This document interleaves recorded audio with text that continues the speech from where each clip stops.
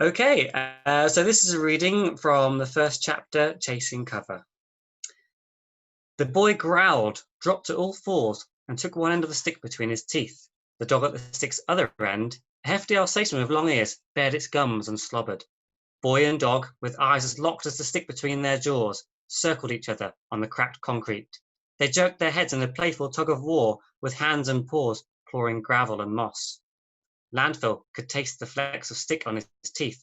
With a snigger and a grunt, he pushed suddenly forward before pulling back. The Alsatian was taken by surprise, loosened its grip, and yelped as Landfill yanked the stick away. Got it, Vonnegut, got it! Landfill was on his naked feet, dancing and waving his prize in the air. 2-1 to me, Shaggy Mutler. Vonnegut hopped and panted in the heat, his tail wagging like a stick in the boy's hand. Landfill laughed and stooped to rub his face against the dog's. Next round will be yours, I bet. Now watch this.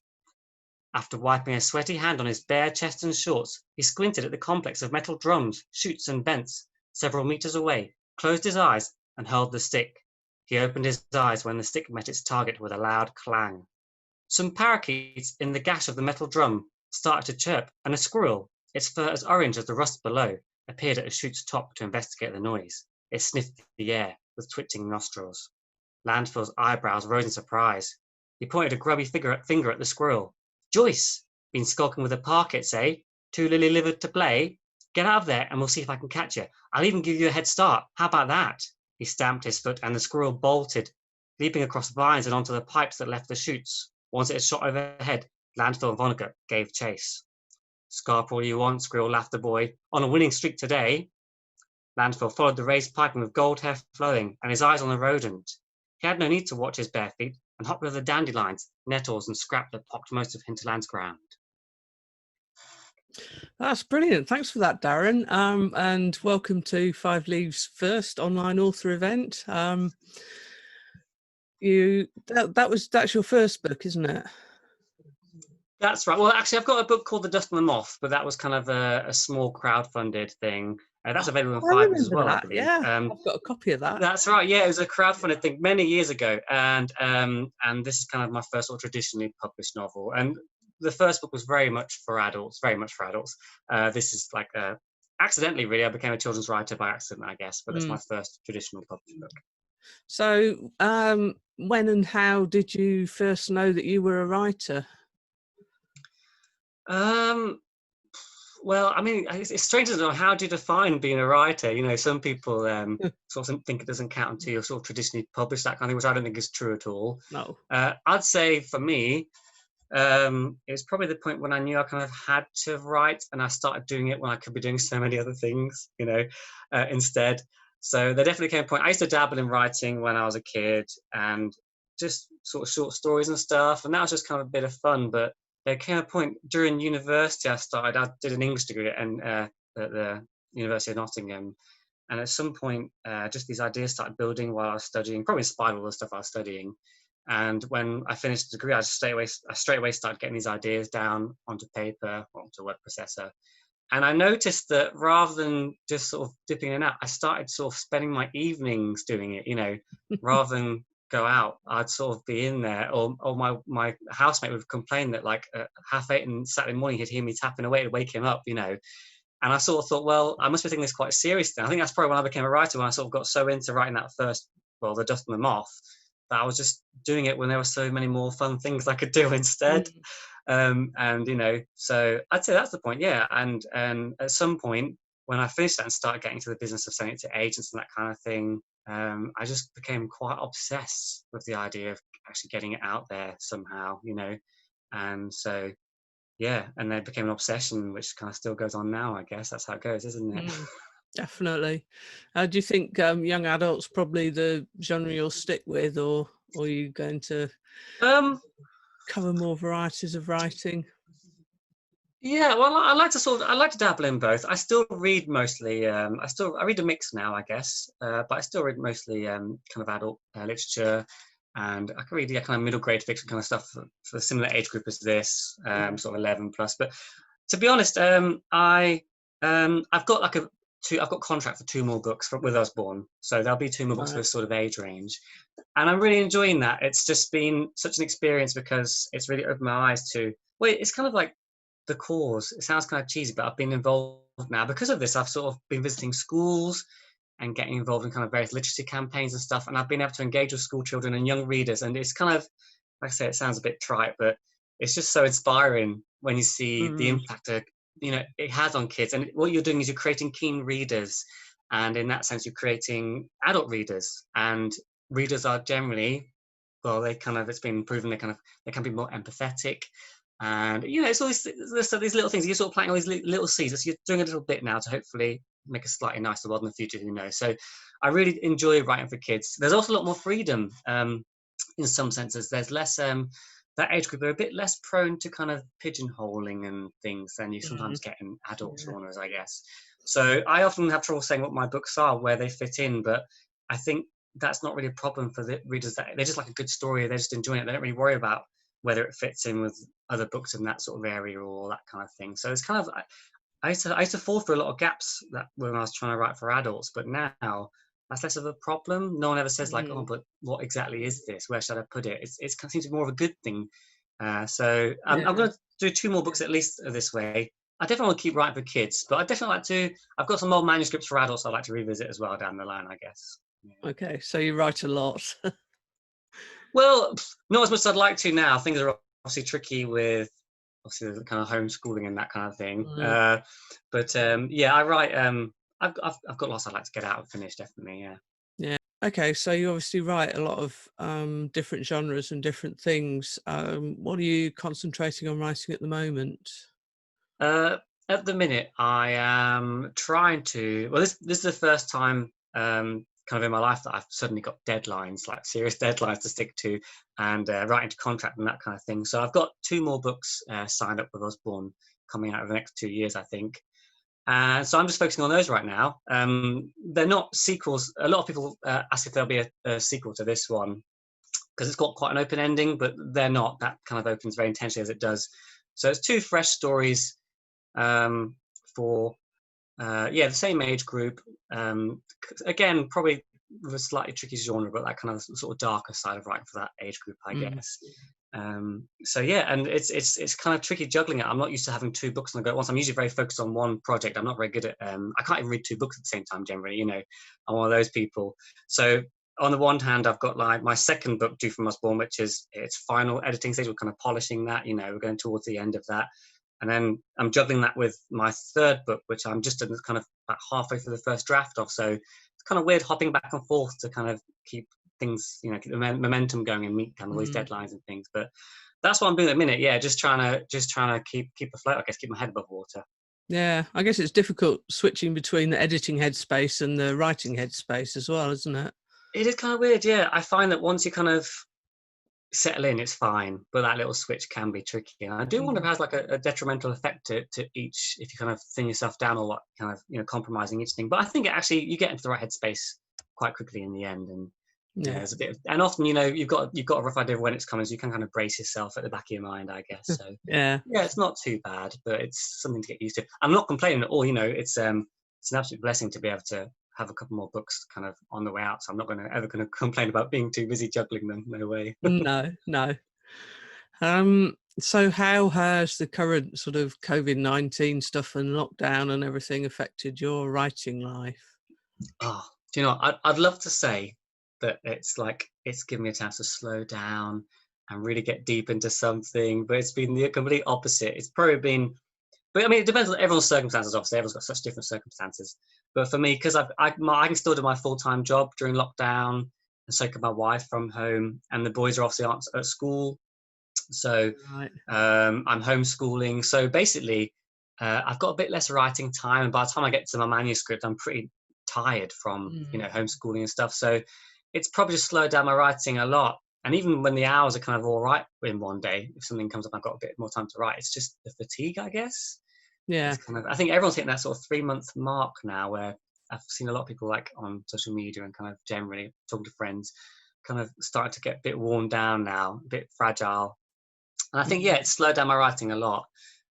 So yeah, I can't really say it's kind of been helpful for the writing. But at the same time, I know a lot of writers who can't write at all during this because it's just there's so much to think about, isn't there? I mean, there's so much going on in the world right now, let alone this kind of pandemic on so many levels. There's a lot of distractions, there's a lot of stuff to worry about at the back of your mind.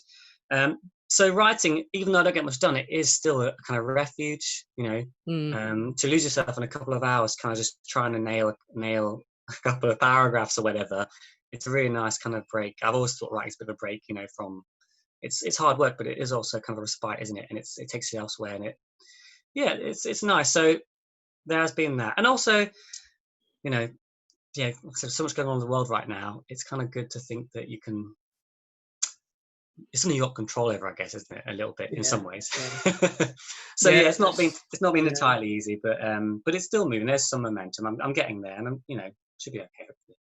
Yeah, that's good. I mean, it sounds like it's made you maybe less productive, but it's still going. But have you found any sort of surprising inspirations from everything going on in the world around us now?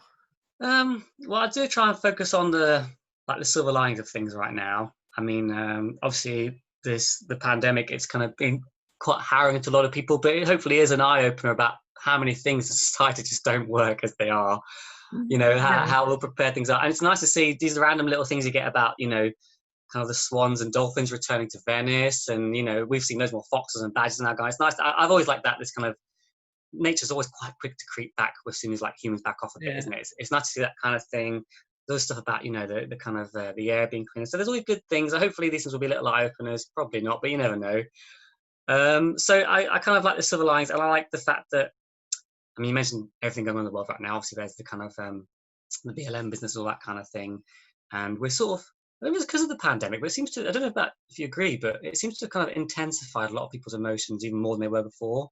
I think it has. People are stuck in their homes. They're getting deeper and deeper into their conspiracy rabbit holes and all this kind of thing. And all the more frustrated. Everyone's got short fuses. And I do think that's kind of accelerated these things. But at the same time, as painful as it is to kind of the stuff that's going on at the minute, the wider picture, the political picture, and the kind of societal picture. Hopefully, it at least it is some reassessment, isn't it? There's so much reassessment going on right now, which I hope is, as painful as it is a good thing. And again, by being able to write books that go out to children, my books, they're not overtly political, but I do try to explore things like. Well, for example, Scavengers is very much about questioning the prejudice all around you, about questioning the walls that are built around children. And my next book will be about openness about your feelings and catharsis and using your friends rather than keeping things inside. And the third book is going to be very much about bullying and power. And I like to think that as much as I'm helpless in the world right now, it's nice to be able to write for children in the sense that you've got a chance to kind of have a little bit of influence on people's personality, maybe on the way they see the world. And again, it sounds very cheesy, but they might grow older and just might make a few people who do the right thing. Who knows? Yeah, it's kind of showing an example of how to be a good human being, isn't it? And sort of showing that you do get something out of it. Yeah, and the kids and children are just so massively important right now. I mean, you look at the mess that we're in now, and it's going to have to take a sort of a lot of good people in the future to kind of help us. Well, what we start, we can make a start now fixing things, but it's all about the children, isn't it? Really. I think having kids myself, I probably wouldn't have said all this sort of stuff, but I think having kids myself and watch my boys grow older and the way my eldest sees the world and stuff that's going on right now politically and stuff is really interesting. And again, just to re-emphasize that it's another reason I'm really glad to have written for children. They're such important, interesting, optimistic people. It's good. Yeah, I mean, certainly with my kids, it gave me hope for the future, seeing that they and their friends were very sort of honourable, ethical, kind, not necessarily polite, but and I'm sure they got a lot of that from reading books. They certainly didn't get it from the telly they watched. I mean, hopefully they got some of it from me and their dad, but I'm sure they did. Yeah. Well, that's another thing, isn't it? Yeah, I mean, I visited a lot of schools now as kind of the visiting author thing, and I always walk away inspired by how wonderful these children are. And I've gone to kind of quite posh schools. I've gone to schools in kind of struggling areas, and it's always been the same though. The kids have always been so I don't know, kids often get a bad rap, don't they? People seem to quite lazily say things about them, but most of the kids I know, my kids' friends in the schools I visited, they've all been very polite, like I say, and just just kind, and they kind of don't seem to understand a lot of the kind of hate that goes around. And so I do hope that, given in the longer run, we can get past a bit of that, make some progress, hopefully. I don't know. And then I think books like yours kind of give them the strength to fight when they see things are wrong, rather than just hide away or go along with it. Yes. They'll actually stand up for what they believe is right and what they know is right. Well, yeah. Which is amazing. I think it's, one of the big advantages of getting kids to read good books early. Yeah, it's just you're presenting them with good role models, aren't you? And plus, that's with there's been studies that have been proven that kind of people who read have kind of empathy is like a muscle, and reading really encourages, because it puts you in other people's shoes, and that's what kids get. They put themselves in different they learn about other cultures. That it's kind of self-learning. They learn about the world. They learn about the things of other people, and it's just good exercise for kindness, isn't it? Really. And there's obviously kids' books are generally very much aimed at that. You don't get many kids' books encouraging kids to hate, which is great, That's true. But there is a lot of that stuff. But there is a lot of that in other media formats, isn't there? So so and there are a lot of kids that don't read books and just sort of absorb whatever's going on around them. So yes. So and that's the work that you do going out into schools, as well as writing the books in the first place, is really, really important. Well, there's loads of forces and kind of like movements and sort of schemes aimed at that, and it's because so many. Talk about silver linings earlier on about the pandemic. As much as people are struggling, I'm finding it hard to write and that kind of thing. It's kids. There are more kids reading than before. A lot of kids have rediscovered reading. I saw it on the news the other day, and I've sort of checked it out, and apparently, the reading rates are higher. A lot of people are discovering reading, and a lot of kids, when they're interviewed in polls and stuff, why are you reading more? They say because it makes them happy. So it's good for their mental health, and they're self-learning, and they're getting those empathy muscles going and stuff. So, and that's one good thing about the pandemic. It's my son started reading more. So, and a lot of the stuff about kids not reading is often because, well, obviously there's so much competition now from things like social media and stuff and that kind of thing, and their tablets and their smartphones. But also it's kind of like a lot of kids aren't really encouraged as much as they could be.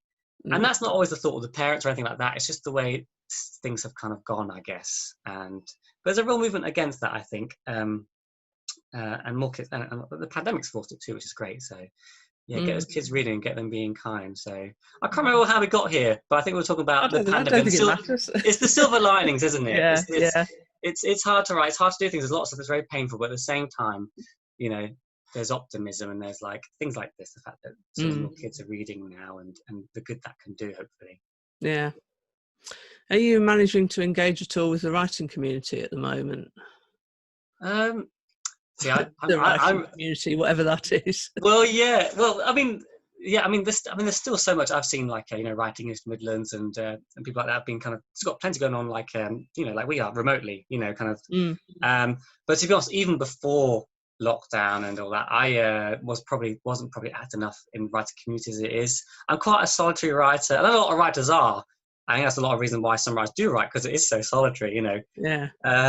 But I've got a couple of very close friends who are kind of my beta readers at the very early stages, and I kind of read things that they send to me and stuff. But beyond that, I don't know if lazy is the right word in terms of engaging with the writers and doing things. But I think maybe it's just a bit habitual. But I know how good it is. Obviously, critiques and that kind of thing, engaging with the writers. It's really good. Well, it's social, is it? It's a social thing. It's people who've got something in common. It's good for giving you perspective on your own writing. And I do get that. Yeah. If I get that anywhere now, it's probably Twitter, Twitter, and something I never used to do either until I started writing for children, because it seems something to sort of check out. But it turns out Twitter is quite a scary place sometimes. It's quite a nasty, aggressive place. But the children's book community on Twitter is lovely. And I've kind of made a lot of friends through there, kind of other Usborne authors who I kind of met on courses, that kind of thing. We're still in touch.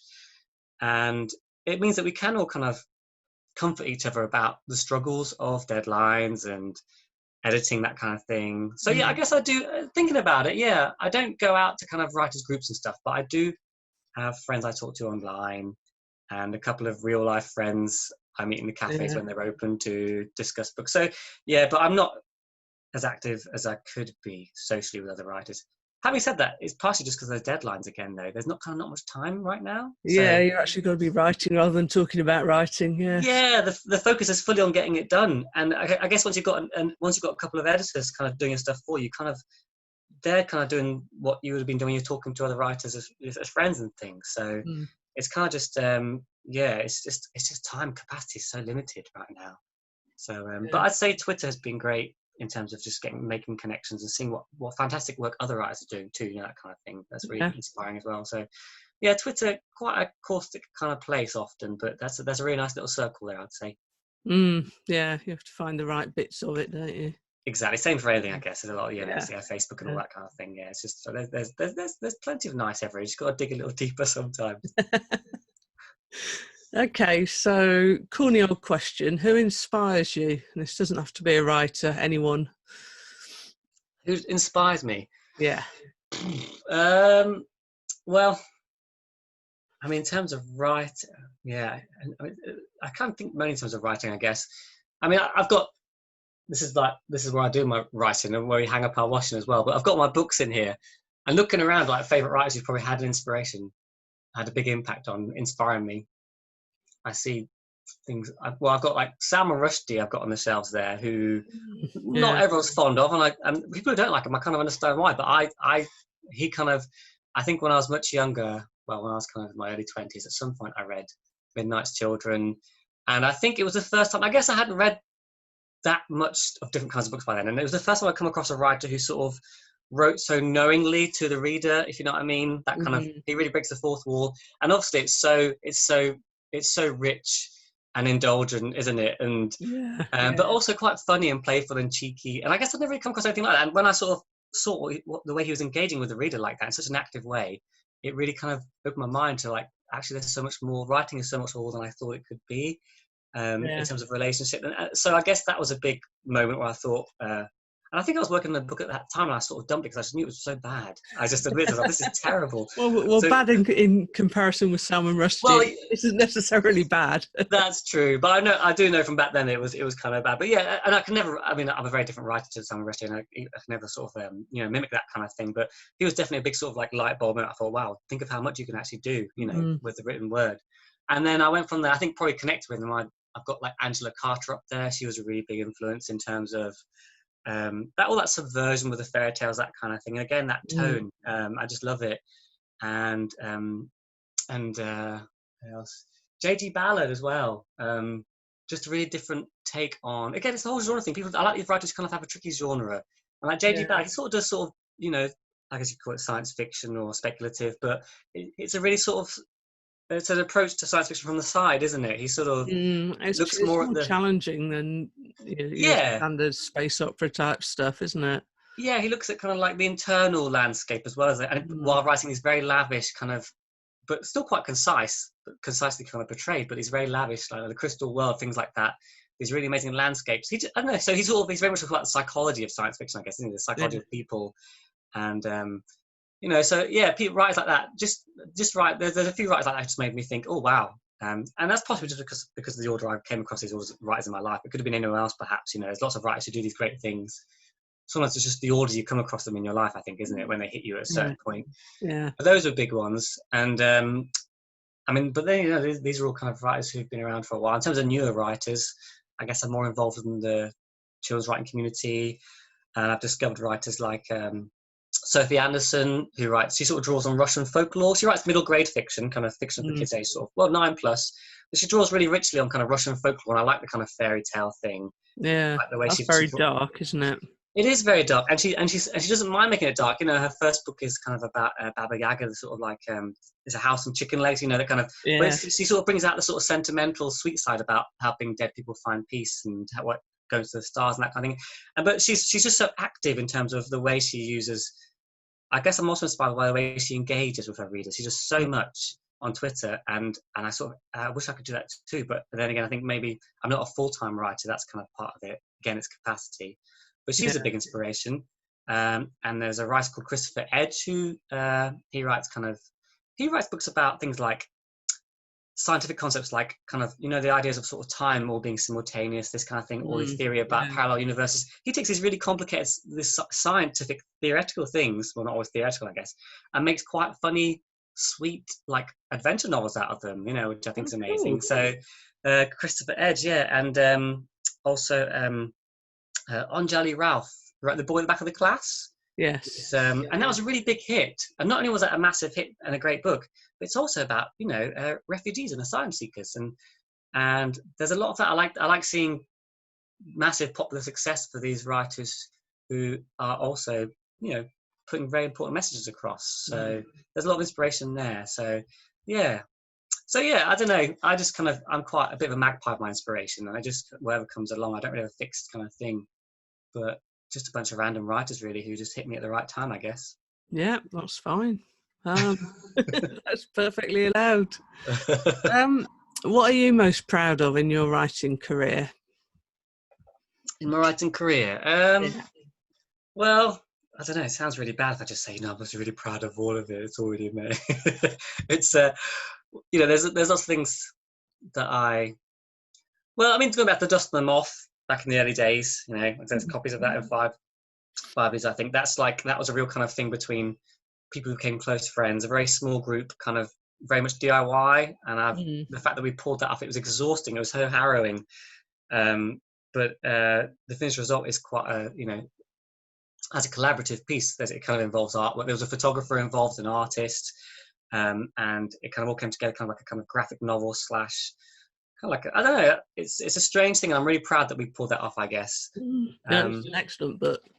Oh, thank you. And then in terms of Scavengers, though, I guess it's done quite well. The accolades thing. It was a Guardian Best Book of 2019, which I guess I'm kind of proud of. Yeah. It's been shortlisted for this and that. It's currently shortlisted for the Northern Ireland Book Award, and so it's got these little things like that. But I try not to talk too much about that. But again, it's the cheesy stuff, the educational stuff that I'm proudest of, because it's, as much as it's doing kind of little things like that, I love the fact that it got taken on by the local branch of the Literacy Trust. So it's been used for a special campaign in the Clifton schools. They're kind of slightly, really?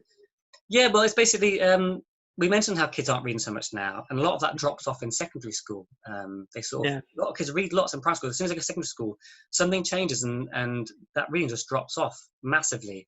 So the Literacy Trust chose Scavengers as a book to kind of trial this program where they had kids start Scavengers at the end of primary school and then carry on in Clifton secondary schools. And it went down really well, apparently. I got to visit the schools for some talks and things, and there were writing competitions, but everyone got really into it, and they all read it together in class. And I love the fact, I would never have predicted it, but the fact that it's kind of being taken on as a book that is being seen as having that kind of educational worth, getting kids into reading and keeping them reading, that kind of means quite a lot to me. And there's a new, just very recently, there's Oxford. It's an Usborne book, but Oxford University Press have just published their own version of it, which is aimed especially at classrooms. It's got loads of extra kind of notes and word charts and insights and an interview with the author, that kind of thing. Oh, wow. So it's just, for some reason, well, I shouldn't say for some reason, but yeah, I like the fact that it's being picked up on as a book that's good to keep children reading, I guess. That means a lot, I guess, to me. Yeah, that's brilliant. Okay, so you've already done an awful lot. You've only really had, you've had one self-published book and one published book contract for 2 more. That's right. So you're really at the start of your career. Where do you hope to go with it? What do you hope to achieve? A quick disclaimer, though.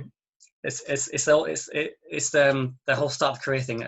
It took me 10 years though before to go. It's the way for many writers. Yeah, I do understand that. I know what you mean, but it's definitely the start of my kind of kind of published career. But as with many writers, we all kind of toil for many years before the kind of that stubborn persistence kind of meets a bit of good luck, don't we? But in terms of my hopes, I don't hope at all. I wouldn't dare hope for kind of any sort of massive bestseller success. I'm kind of, too cynical for that, I guess. But I do, if I could just manage to get away with publishing regularly enough in a way that allows me to make a living full time from this. At the minute, I'm kind of doing part time, I guess, really. I've got my day job, most part time, and I've got this. But if I can one day move over to kind of just spending, making just a modest living doing something creative like this, then that would be bliss, really. And I feel very lucky even just to be kind of halfway on the way to that. And I know how cruel all this stuff can be. It can all disappear very quickly, and I've seen that happen in the past. So I'm not going to, assume anything. But yeah, if I can keep writing long enough to make enough of a living to pay the bills, that'd be amazing. Yeah. Well, I think you're on the right track towards it. Certainly, you've put the hours and months and years in to build your craft and make sure you can do what you want to do, which is people don't seem to realise. They say anyone can write a novel. Everyone's got a novel in them. It's not true, is it? It's that. I dare say everyone does have at least one of them. But I think I've noticed with a lot of people. I think it's the idea of writing a novel is actually way nicer than actually writing a novel. Yeah. Sometimes, isn't it? And it's just the hard work involved, isn't it? But I'm not going to whine. It is like hard work, and it's a skill you have to learn. And I think it's a skill that anyone can learn too. I honestly believe that. But it does take perseverance. But none of that is wasted. People say, 10 years, that sounds really grim. But actually, it was 10 years spent having enjoyed myself writing, developing a skill. And many writers, I've even spent 10 years, more than 10 years writing. All they're doing is they're getting rejected. But with every rejection, they're getting better and better at what they do. So when that luck comes along and meets that hard work, they'll be ready. So it's kind of like something you have to go through. Not everyone, but most writers do have to go through that, don't they? Yeah, that's true. So on that note, thank you ever so much for talking to us. I believe you've got a short reading to read us out with. Yes, okay. And thank you very much for having me as well. You're very welcome. And everyone, 5 Leaves is awesome, in case you don't know already. So earlier on, I went straight from the very beginning of the first chapter, where Landfill, the young protagonist of the book, was chasing a squirrel, playing a tag game. I'm going to skip a little bit forward in that same chapter to the point where the squirrel Joyce goes over the perimeter wall of the place where they're safe. This place called Hinterland, where the boy's safe. And so we're going to go from that point there. Okay. Joyce rubbed his tiny paws together. He backed away slightly towards the other side of the wall. I mean it, come down. Landfill was pleading now. His eyes roamed the sky. Don't go outside. Please, come down, Joyce. You're safer in here. The squirrel chattered, then was gone. Come back. Landfill cupped his hands around his mouth to yell, but it was no use. The dogs wagged their tails while his gaze moved down the wall. He stood staring for some time, scratching his calf with a long toenail. He crooked a hand and wet his wrist with his tongue, then ran it through his hair. The dog's ears pricked up. Landfill tensed. He could hear it too. A distant rumble. The eye! It's the eye! He whirled around, searching for the nearest place to hide. There were shrubs and bushes, some scraps of corrugated iron, rubble and plasterboard, but nothing provided enough cover. His eyes followed the train tracks to the pale loomer's opening, then zoomed back to the railway cart toppled midway between the loomer and the wall. Landfill ran for it. Behind him, the dogs barked at blue sky. The rumbling became louder, and he knew this would be close. He could hear the other animals adding to the commotion, only to have their growls, hisses and howls swallowed by the drone. It was a long stretch to run, nearly a quarter of Hinterland's breadth. Landfill's heart was pounding as he realised how heavy his legs were. He should never have tired himself out so far from cover. The noise from above became louder and louder. He could almost feel it bearing down upon him when he sprang head first into the cart. He covered his ears, tugged in his legs and pushed his body as far into the cart's shelter as he could. The boy's panting was amplified by his hands over his ears. We could still hear the roaring from the sky. It screamed directly above, and he noticed flecks of paint vibrating along the cart's inner lining. He could see some dogs from another cart, all snarls and teeth and frothing gums, barking skywards while the shadow passed. Okay, I'll leave it there. That's brilliant. Thank you so much, and best of luck with the second and third books, or third and fourth, depending how we look at it. Yes. Thank you very much, Pippa. Thank you. Thanks a lot. Bye. Okay, bye then.